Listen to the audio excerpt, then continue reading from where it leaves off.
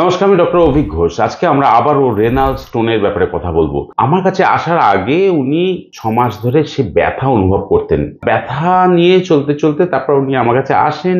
আমরা তখন ইউএসজি করাই। ইউএসজিতে দেখা গেল একটা স্টোন ওখানে এন্ট্যাঙ্গেল হয়ে আছে, মানে কিডনির মধ্যে নয়, কিডনি থেকে বাইরে ইউরেটারের মধ্যে নিচের দিকটায় পাথরটা এন্ট্যাঙ্গেল হয়ে আছে। আমরা ওষুধ দিই, ওষুধ দিয়ে 3 মাস 4 মাস আমরা ওষুধ খাইয়েছি, কিন্তু প্রথম 2 থেকে 3 মাসের মধ্যেই কিন্তু ওনার ব্যথাটা চলে যায়। তারপরে ইউএসজি করিয়ে লাস্ট 3 মাস কিন্তু ওনার ব্যথা নেই। তো ইউএসজি করিয়ে উনি এনেছেন, আজকে দেখতে পাচ্ছি পাথরটা আর ওখানে নেই।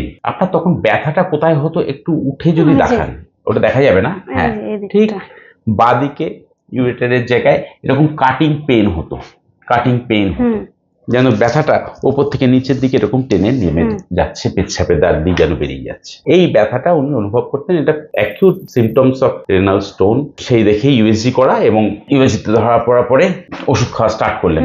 ওষুধ খেতে খেতে কিভাবে জিনিসটা কন্ট্রোল হলো? প্রতি মাসে ওষুধ নিয়েছি, নিয়ে ওষুধ খেতে খেতে আস্তে আস্তে ব্যথাটা কমলো। তারপরে আবার ফটো তুললাম, তুলে এখন দেখলাম যে আর নেই।